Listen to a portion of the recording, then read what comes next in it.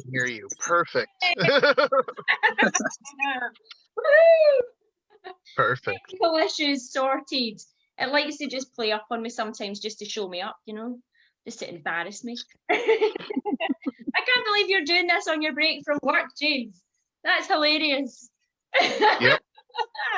That is so funny. So I'm so excited to have you guys like be interviewed by me, because it does get a bit random. So just, you know, bear with me.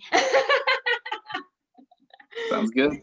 Anyway, I love you guys. Like, your 4-piece band, they're absolutely awesome. I have been listening to kind of a few tracks and things, and I'm enjoying kind of following all your progress.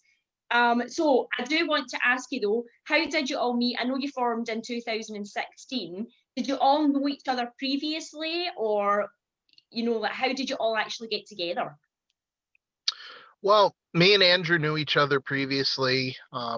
Same with Tim.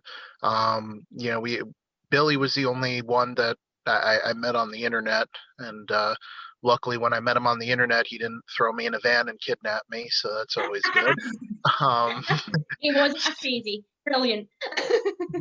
So I don't know, Andrew, how did we meet? I remember I was playing a show with my old band, and the first I knew I met you before, but this is the first interaction I really remembered. So I've been sober for a little bit, and James hits me up and says, "Do you want me to buy you a drink?" And I'm like, "Yeah, sure. I'll take like a soda or a seltzer or something." And he was like, "All right, cool, a Guinness." I'm like, "What?" Do you have Guinness in New York? Yeah, we do actually. We do. It depends on where you go. I mean, Yeah. some places don't pour it properly, and it's just that's important. That is really important. Yeah. I'm quite so. James, do you have Irish heritage or something? Is that? Because I wasn't sure that Americans knew how to pour Guinness properly. I'm actually part Irish. I'm mostly Greek. I'm Greek, Irish, Polish, and Austrian. That is pretty awesome. Yeah. So and I learned, and it's not my Irish side that taught me about the Guinness. It was just, you know, I don't drink anymore, but when I used to drink, you know, I went to a few bars and I paid attention. It's just, you know, you hold the glass 3/4 till the heart, then turn it up, and then 1, 2, 3. It's the second one. We gotta let it settle first. I still remember it. Yeah. So it's so funny when you go into a bar and you have to tell the barmaid how to do it, don't you know? You're just like, no, you're not doing it right. Well, that's how you know you're getting a shitty drink, if they don't know how to do it. I know. You know, I mean, it's funny. Like, you go into a bar in Manhattan and you ask them for a Manhattan, and then you know, they just give you cigarette butts and you know, still hot dog water. It's like, no, well, that's not a Manhattan. Oh my god, I know. So James, you are the guitarist and singer of Ryder. Yes. Andrew, you're the guitarist, am I right? Have I got that right? Yep. Oh, I'm so glad I got that right. I'm so bad with like remembering names, and sometimes I get people confused and I'm like, I can't remember who's who. So I'm so happy. Right, so do you both kind of remember the first guitar you ever had? Yes. Yeah? I actually ended up giving it to my stepbrother because he wanted to play guitar. Wow. It was an old Squire Strat. I had like the blue models, those blue body with a white fretboard, or no, white pickguard. And yeah, nice. I mean, for a beginner, it was a good guitar. Yeah. But yeah, as I moved up, I ended up picking up a couple other pieces of hardware that I love. So what do you play on now, Andrew? Well, if you'd like to see it, I actually have it. Hell yes. Show me guitars. Let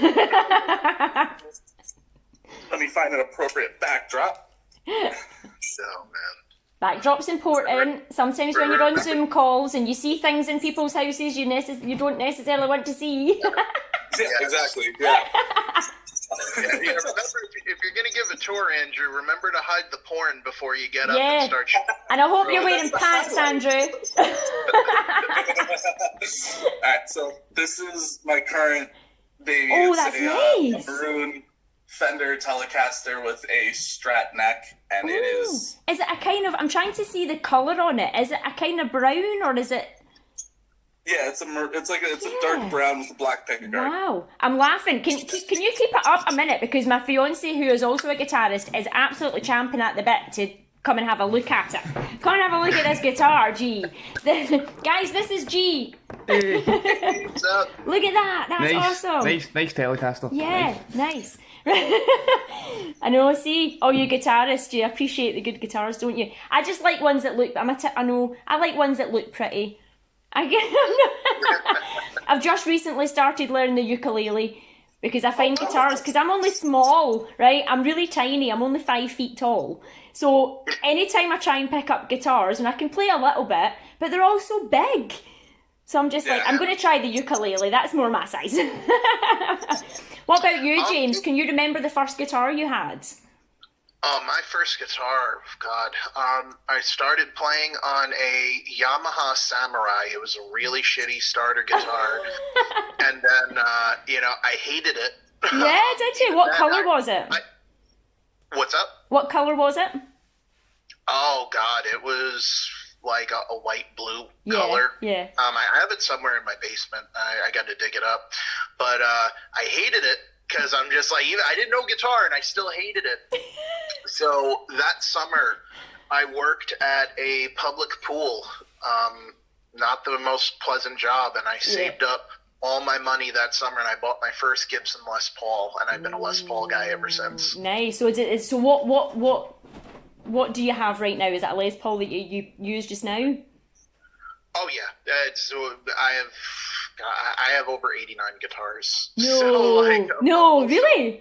Most of them Les Pauls. Holy shit, that's awesome. So, do you have like a music room or a garage or?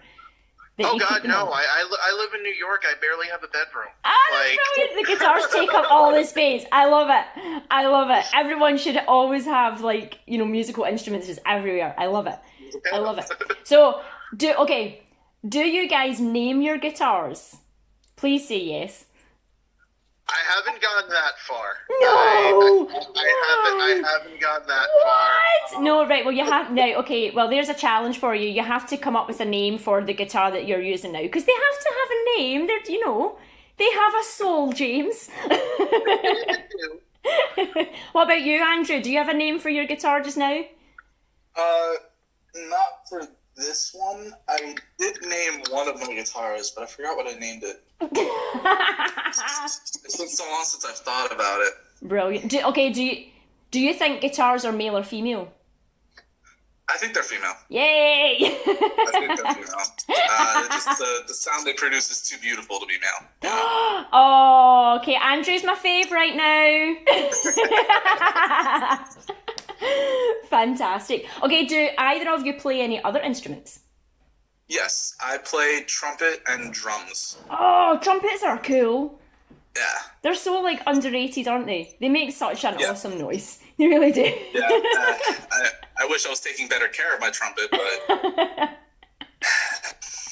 What about you, James? Do you play anything else? I played saxophone, actually, for about 12 years. Awesome. I did 1 year on alto and 11 on tenor. Yeah. And I used to play jazz in school, and then I switched to guitar. Yeah. And then, I played guitar for a bit, mostly guitar, and then I got into, I got into singing. Yeah. Just by happenstance. I got tired of relying on other people. I'm just like, you know what? Fuck it, I'll do it myself. Do it myself. Am I allowed to swear? You're allowed to say whatever you want on here, James. Oh, okay, cool. I should check, because the last thing you need is for the BBC to be coming in, taking you off the air. No, it's absolutely fine. No, we're just going to upload these. These are going to be uploaded onto a sort of streaming thing that can be just kind of shared around. I know, because I'm terrible, because being Scottish, we swear all the time, just naturally. So when I'm doing my radio show on the Monday nights, I've got to be really good and not swear, and I'm like, this is so hard. Oh yeah, well, you guys and New Yorkers have the same thing in common, because we use the word fuck like a punctuation point. It's just to accentuate, exactly. It's for emphasis, You can't say, "Oh, by jolly, it's freezing." You've got to say, "It's fucking freezing."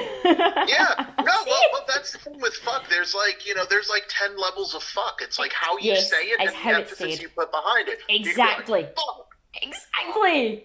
Fuck. I love it. Like that's 3 different things. That same word, it means 3 different things. Exactly. Yes, exactly. And it's sometimes, it's not always offensive, it can be offensive, but most of the time it's really just in general conversation. Right, so I'm going to ask you some questions about like each other as kind of bandmates, right? So who's the funniest out of all of you? That's a hard one. Depends on the day, depends on the tour. Also depends on how inebriated one of us is. See, do some of you drink then? Tim and Billy, but mostly Tim. How many times have you had to carry one of them home?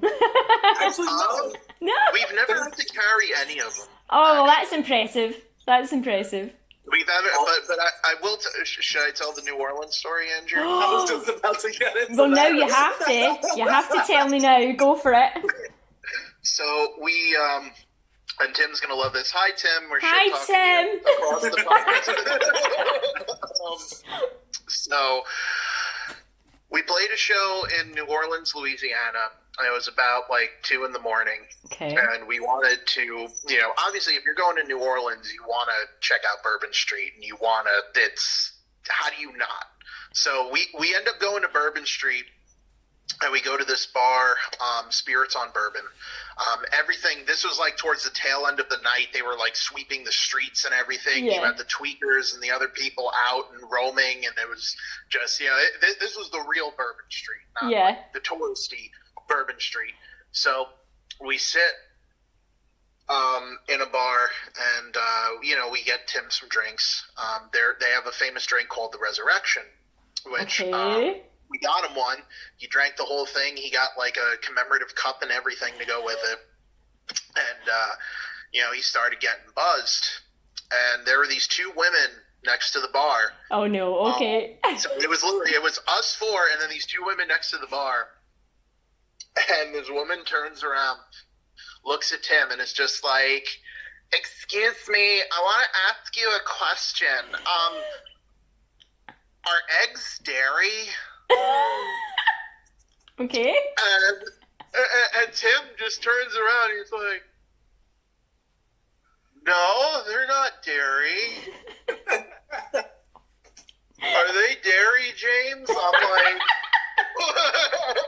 it was like, so that went on. Yeah. We finished our food, and then we go out, and he he has to pee. So he just whips it out and pees on Bourbon Street. There's like a homeless guy like close by, and he's screaming how he's going to live forever. And I'm just like, yeah, that's...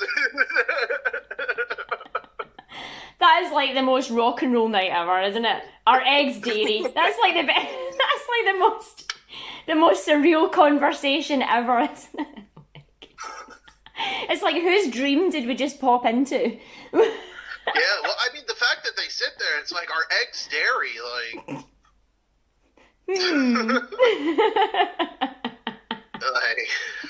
The strange, you do think about the strangest things when you're drunk, though, don't you?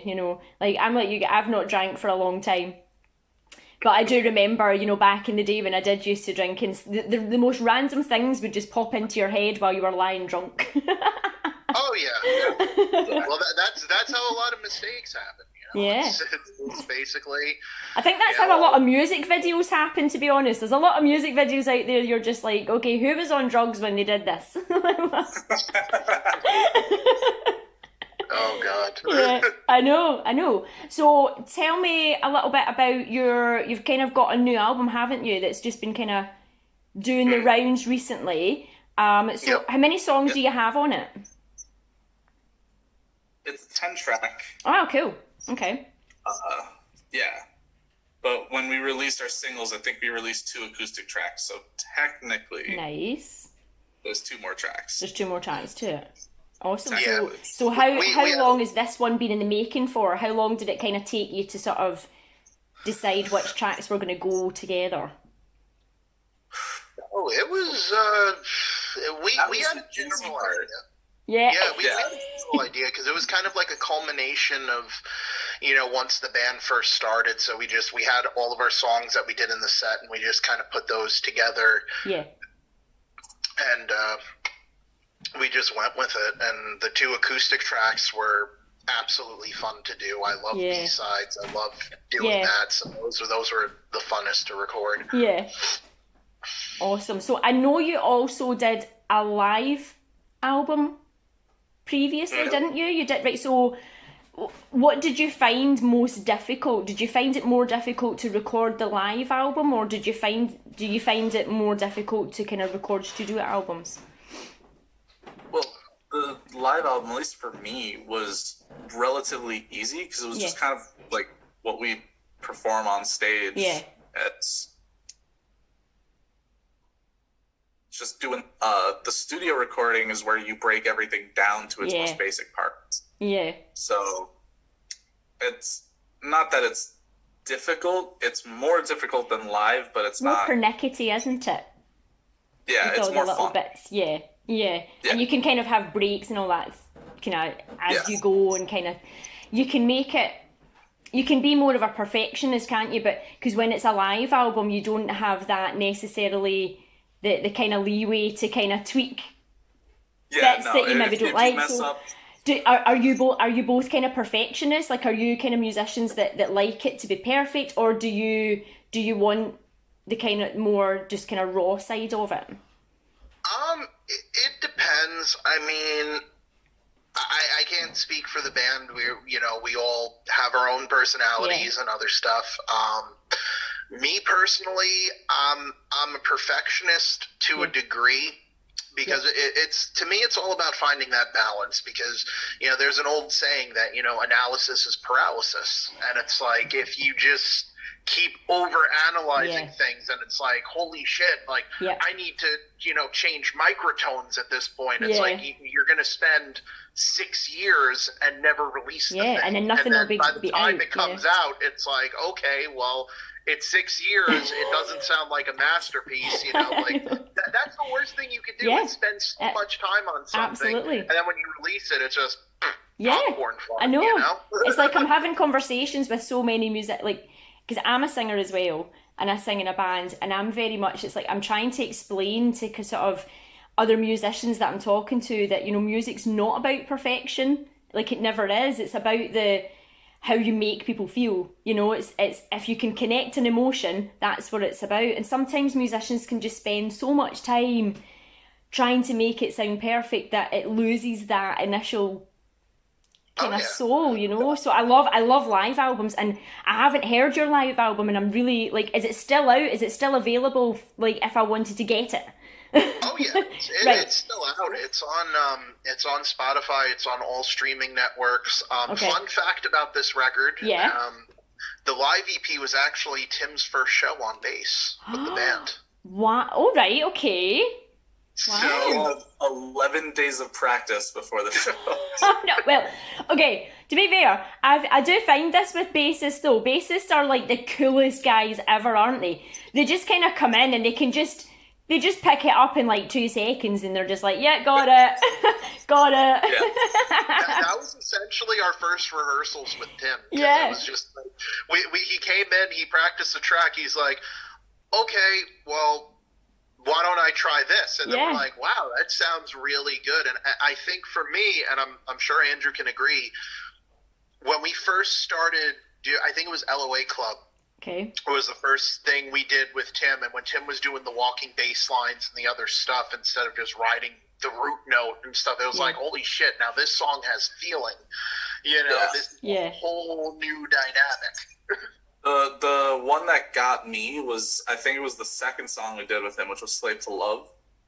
That the little part where do do do do do do that he has the little ESPN bass ESPN with like do do do do do do, he added that in there for in the very first time he played through it, and I'm just like, what? That's amazing. Oh my God. What got me the most with Slave to Love, while we're on the topic of Slave to Love here, Sorry, but we don't mean to hijack your podcast. I am loving this. No, I'm loving it. Please keep going. I love it. But the best thing that I love is with Slave to Love, what caught me off guard is we did a demo of some of these songs that's long since out of print. It's in the Ryder vault. It's never seeing the light of day ever again. You know, it's not seeing the light of day ever again. So what happened is when we did the live EP, you know, those were the recordings that Tim heard to first learn the songs. Yeah. And we had little background vocals in Slave to Love where we, you know, it would be like, ooh, ah, like that. And then Tim started doing it during the live record. And I just kind of looked at him. I'm just like, holy shit, he did listen to the record. Yeah. Like, it caught me off guard.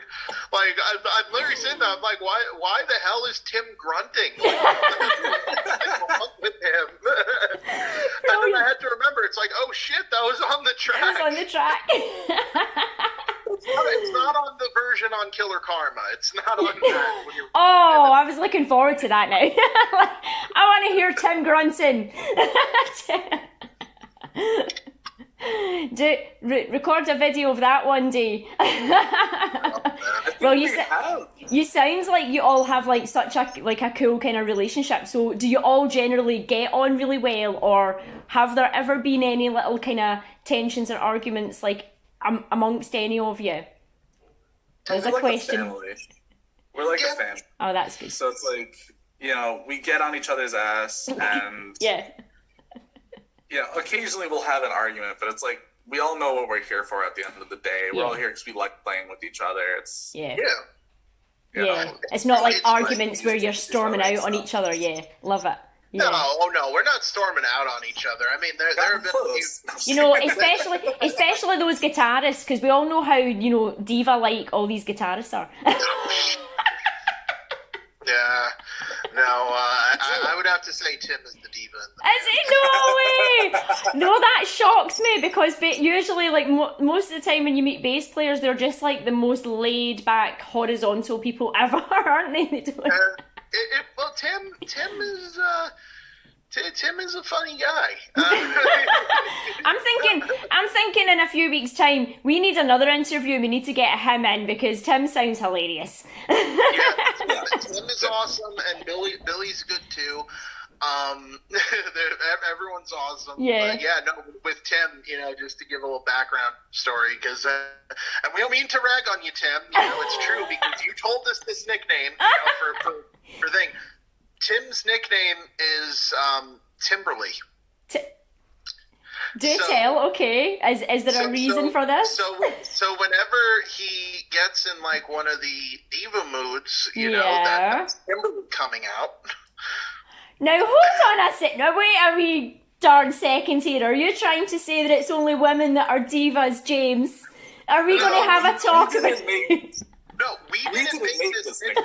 This was given to him. His co-workers at his job gave him this nickname, and then it just carried over into the band. And I think one show we did, what was it, at Blackthorn, where like his co-workers came to the show and they started a Timberly chant in the thing, and I fucking died. I was just like...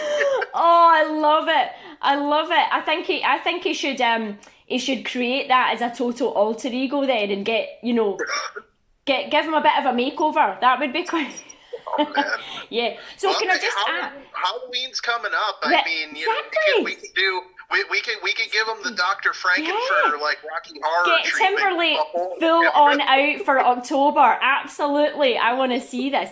Right, so can I ask? Because I'm not quite sure. Because I have been kind of researching using, you know, doing a bit of stalking. Don't mind me. But I'm not sure. Like, so who does all the songwriting? Do you all collaborate, or is there one of you that kind of mostly does the writing?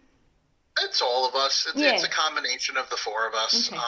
But basically what we do is one of us comes up with an idea, and then we all sit with it, and we all just kind of, you know, mold it ourselves. And then, you know, once we have a general, like, meat and potatoes of it, then we go back and it's like, okay, what can we tweak to make it a little bit more interesting? And stuff like And that. then So it just it's definitely lovely. a team process. Yeah, and then it's like making a little baby, isn't it? It's like, look what we made. Yeah. Yeah, fantastic. Right, so if you were, right, this is going to be a really hard question, right? But I love asking people this. If you were only ever allowed to listen to one album for the rest of your life, right, what album would you choose? For sentimental reasons, I'd probably have to go "Wish You Were Here" by Pink Floyd. Oh, okay, good choice. Yeah. Oh, sorry, Andrew. Oh no, it's okay. Go for it. So is there a story behind that, Andrew, or is it, if it's too personal, don't worry, but you know, I do like kind of hearing kind of people's reasons. Well, actually, January 1st of 2016, my aunt passed away in a car accident. Oh, and sorry. "Wish You Were Here" was her favorite song. So. Oh, so that just kind of keeps you connected. Yeah, and she and I were that's pretty nice. close. So. Yeah, that's nice. That's a nice. That's probably one of the best reasons I've had for choosing an album. I like that. Fantastic. What about you, James? Are you able to pick just one? I do have one in mind. Yeah. Because for the past few months, I've been on a very big Whitesnake kick. And I'm actually going to go with a live record. I'm going to go with the Live in the Shadow of the Blues record. And the reason I'm going with that one is you have everything from like the beginnings of the band up until, I think it was Forevermore was the last one they recorded before that. And you have some Deep Purple stuff in there. It's like such a mishmash of stuff. It's so much variety. Yeah, and then you get, I think with a live album, I do love, seeing live versions of songs and hearing acoustic versions of songs, because you just get the raw emotion on that, don't you, when they're kind of doing it live. That's what I'm missing with all this pandemic and lockdown. I don't know what it's like over there just now, but here in Scotland, we've sort of gone a bit backwards. We've gone back into a slight kind of lockdown again, and we've not had gigs all year. There's been no gigs, we're still not allowed live music anywhere, and it's killing me. Not being able to see people. So how do you feel as a band that you've kind of coped through this? Like, obviously promoting music, you've got a new album and things, and social media is great for doing all that, but is it really kind of getting to you not being able to get out and play, or are you able to do that now? I mean, it's a little hard. Yeah. So it's a little hard. We definitely had to rethink a lot of things. Yeah. Before the pandemic hit, we were going to release this record in, I believe, May. We were actually going to release it in May. We were going to have a whole thing. We were going to hit the road all summer and do that. But since the pandemic, it kind of changed how we did certain things. I mean, I do miss playing a live show. I do miss doing that. Yeah. We can't play live shows in New York. It's still very much restricted, and for good reason. I don't want to, absolutely. I don't want people to sit here and think like, oh my God, we understand it, but I think people who aren't musicians just don't fully understand that when you can actually kind of go, I know we can play maybe in a studio or in the house, but it's just not the same as kind of getting out and hearing other bands as well. Yeah. It's not the same, and here's the thing too, because it's kind of, New York was one of the hardest hit areas when this pandemic started, and we took probably the best precautions. Right now our infection rate is low. It is starting to get a little bit back up, but it's still low compared to the rest of the country. And I just think here's our dilemma. We've gotten show offers. We can go to other parts of the country and we can play the shows. Getting there and doing that is not the problem. The problem is coming back, because we would have to quarantine for 2 weeks because of the restricted travel list in New York. And if God forbid one of us brings back COVID back to New York. Exactly. It's not worth it. It's just not worth it. No, it really is not. Even worse than that, what if one of us doesn't know and we bring it with us to the show? Yeah. Exactly. Yeah. And then you're bringing it home to families, to co-workers, to, yeah. And it's not worth it. So, yeah, we totally understand that we have to kind of just bide our time and kind of adhere to all of this. But yeah, it is hard. And doing a live gig on like Facebook or on YouTube, you just still don't get the same feel because you can't hear the audience. You can see comments, but it's just not the same as getting the noise, isn't it? Not like, yeah, you know, and kind of seeing the feedback. I argue it's an entirely different beast because like you're playing live, but you're more playing in the studio. Yeah. So you can afford to be a little bit more of a perfectionist with like tone, what's going on. You can have people like, so live we have Billy playing to a metronome, but if we were to do a live stream performance, all of us can be playing to a metronome.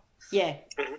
So it can make things a lot easier, but in a live performance you have that, oh, I'm just gonna do something random here and see what the crowd does and see how they react. Back and forth. Exactly. The connection that you can build with an audience in just that short time. It's irreplaceable. I there's no way to replace that feeling. I know. I miss it so much. I know it's hard, and there's so many. Doing my radio show, like I have been kind of talking to like Scottish bands that I hadn't heard of before and I didn't know, and it's like when I'm hearing their tracks and I'm like, that must sound awesome live, and I'm just like, I'm hoping to goodness that next year is a lot, you know, better in camera and we're able to do it again. Well guys, thank you so much for letting me interview you, having a random chat with my crazy random Scottish banter. You survived. Are you traumatized for life? No, not at all. No, not at all. We actually, not only do we want to come back, we actually, once things settle and once, other countries are allowing United States citizens into there, we would love to come over there. That would be amazing. I'm hoping that when we're able to, that I'm going to organise like so many different international things, because like we want to come over there, and we've got other kind of musical friends that we know, and it would just be so amazing to do like a big collaboration, like a worldwide music festival would just be like my dream. That would be awesome. So so thank you so much guys for joining me. This has been such a laugh. I love you guys. You guys are great. And I hope you enjoy the rest of your day. You too. Bye guys. Bye.